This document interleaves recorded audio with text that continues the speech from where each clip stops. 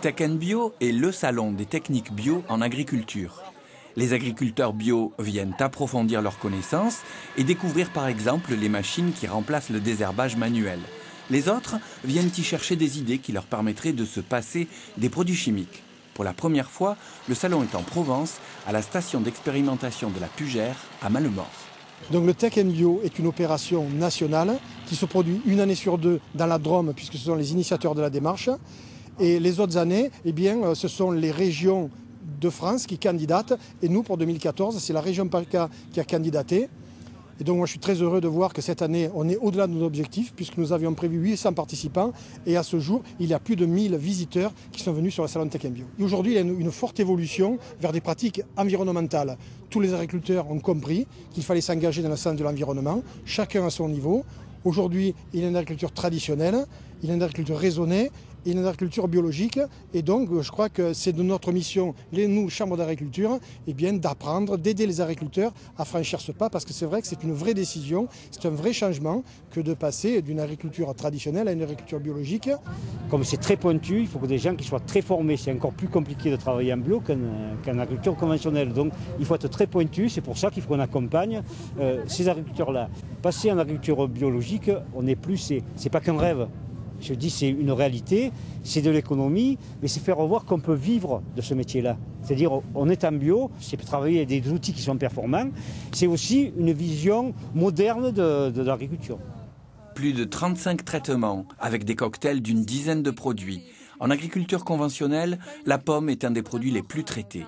À la Pugère, on teste toutes les solutions alternatives. On s'est rendu compte que ce soit en agriculture raisonnée ou en agriculture biologique, tous les efforts qui avaient été faits, au final, ils n'ont jamais été combinés ensemble. Alors ici, c'est un verger qui a été conçu pour diminuer tout ce qu'on apporte au verger. C'est ce qu'on qualifie d'intrant. Donc on va considérer l'eau, la fertilisation, tout ce qui est les produits phytosanitaires, bien sûr, tout ce qui est pesticides qu'on applique sur les arbres. Mais aussi on va prendre en compte le temps que les personnes vont mettre à travailler sur le verger.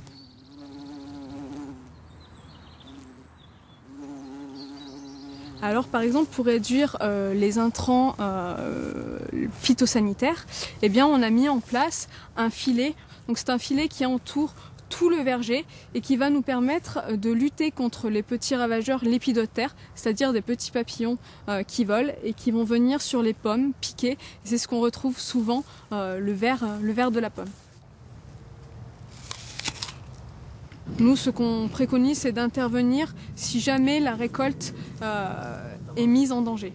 On observe donc ces taches, on a commencé à les observer début juillet. C'est un petit champignon qui se développe sur la feuille, mais ce n'est pas grave, ça ne va pas nuire au fonctionnement de notre arbre et à la production. Donc ici, nous n'utilisons pas de produits phytosanitaires, d'herbicides. Nous utilisons simplement une machine qui va nous servir à désherber.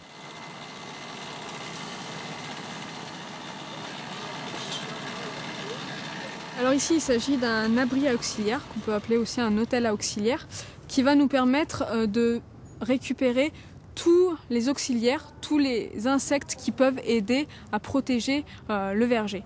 Alors ici par exemple nous pouvons voir des bûches sur lesquelles nous avons fait des trous et à l'intérieur on voit que certains opercules ont été obturés.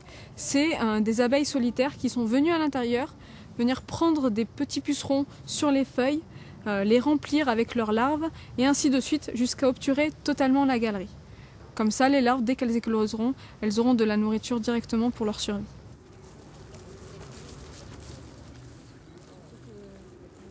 On essaie de se servir de tout ce qui est déjà présent dans la nature sans en ajouter pour combattre certaines maladies et certains ravageurs.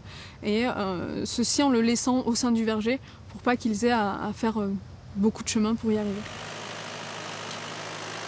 Un détail, des coordonnées, un bonus émission, un commentaire ?